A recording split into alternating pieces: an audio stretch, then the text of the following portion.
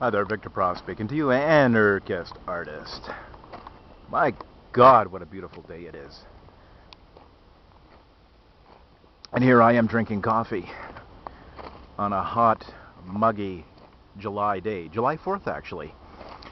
But I do love my coffee, I have to admit. But anyway, let's get down to the issues. Today I'd like to talk about just a few spattering of things, Marxism, anarchism, small government advocates, fun, juicy stuff like that. I've been engaging in a few Facebook debates on different groups, among different people, on different issues, and yeah, I have to tell you that it's nothing that's new to me. I mean, I've debating various philosophical, political issues my whole life, as I am wont to do, sometimes in more formal settings, like Toastmasters or what have you. And sometimes with each debate, I learn a lot. I learn a lot about how people think and how they've absorbed various ideas, how they hold to them. You do get a glimpse of psychology. Not that I would counter their arguments with some kind of psychological evaluation in a demeaning way or something to pinpoint shortcomings as far as their psychology is concerned. I attack it basically on philosophical grounds. But I've had a few psychoanalysis, armchair, amateur, wannabe psychoanalysis tossed my way as to why I would embrace anarchism or why I'm an atheist and the like, which is just really a cheap shot. It really is, and I'm guilty of it myself in my life. And but the whole point is to be intellectually honest and to introspect and look within yourself to see why you embrace the arguments, the positions, the philosophical positions that you do. Is it some kind of toss salad hatchet job where you just pick up your ideas as they happen to seep into your head through some kind of social osmosis? Everybody's full of bromides, Everybody takes their philosophy as something that they took from the culture, some snippet they read or something that they heard, How many times have you heard, well, if you haven't got if you don't vote, you haven't got a right to complain, or if you're critical of government, well, love it or leave it, pal, and they say these social cliches, these bromides, as if it's their original rebuttal. It's laughable, man. It truly is. I mean, it is endlessly entertaining for me debating with people, but sometimes it's very boring. Very boring. And I'm surprised, even at my age, in my late 40s, that I'm still able to be surprised by some people. But one such issue that I'd like to touch upon today is this idea of anarchists as being some kind of starry-eyed, glossy-eyed, kumbaya idealists, utopian dreamers, just they're completely lost in some beatific cloud of distortion and unrealism, because they don't know the hard, gritty reality of human nature.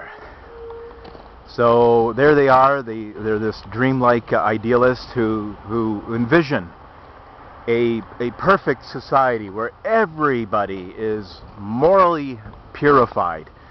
That if so long as one person advocates or inflicts violence, the whole system collapses. The whole system of anarchy has been ruined because of one person who could be a street brawl, or it could be some evil DRO that attempts to take over the rest of the population and become a de facto government therein. So that's the type of thing that I'd like to talk about. So how do people get these ideas that that's the premises, that that's the philosophical launchpad from which anarchists make their case?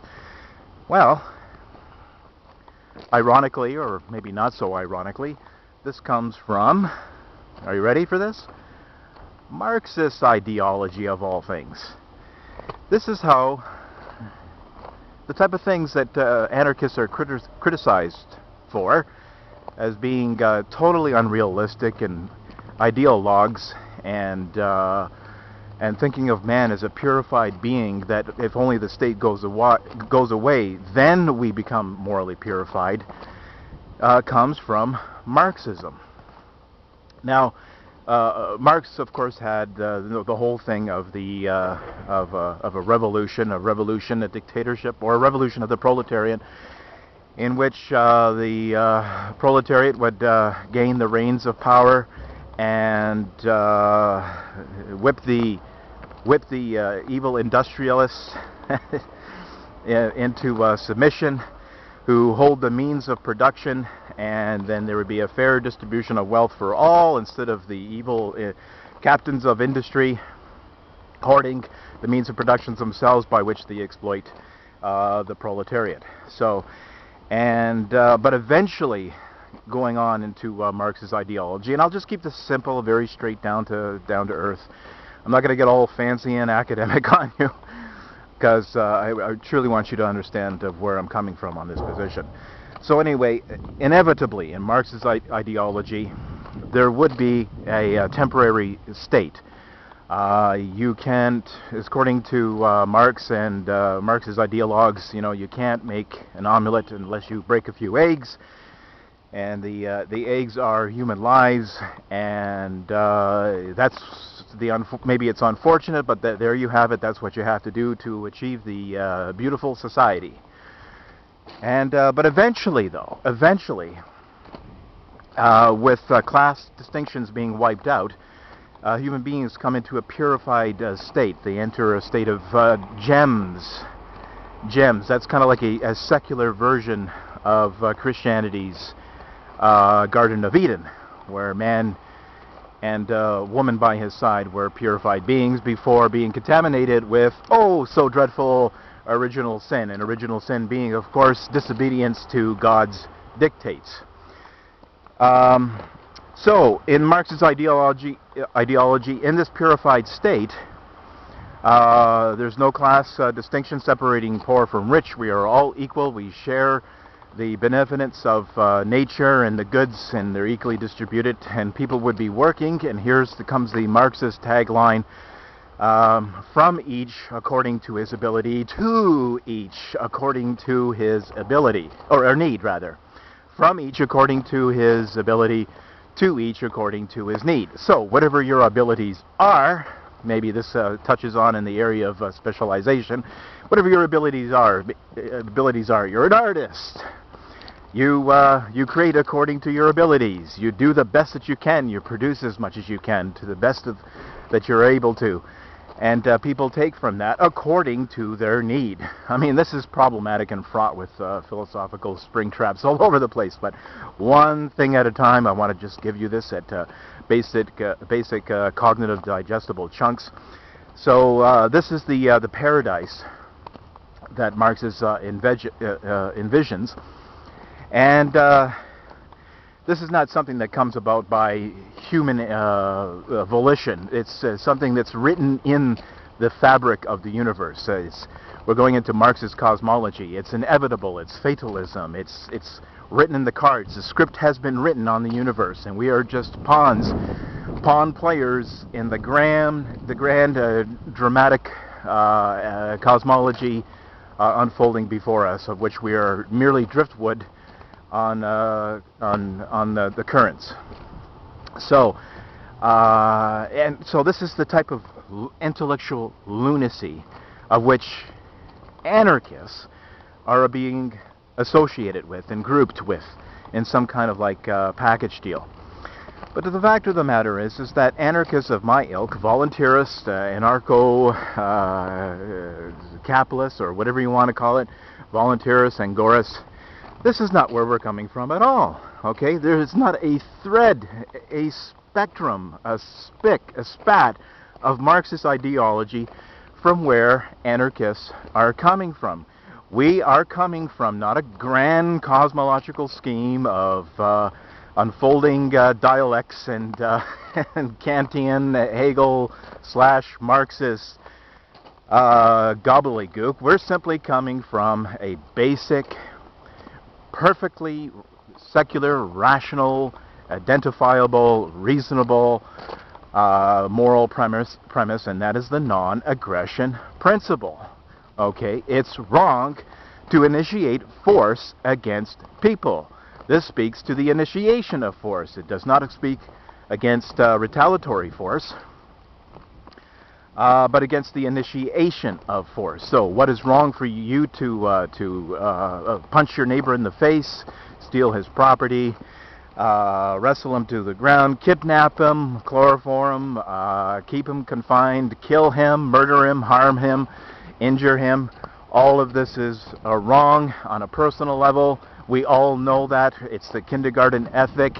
It would only be an extremely sick, psychotic person who would say, in all seriousness, no, it's okay to aggress against people. Most people agree with this. This is anarchism, okay? This is anarchism that embraces the non-aggression principle. I live by it, you live by it, I assume.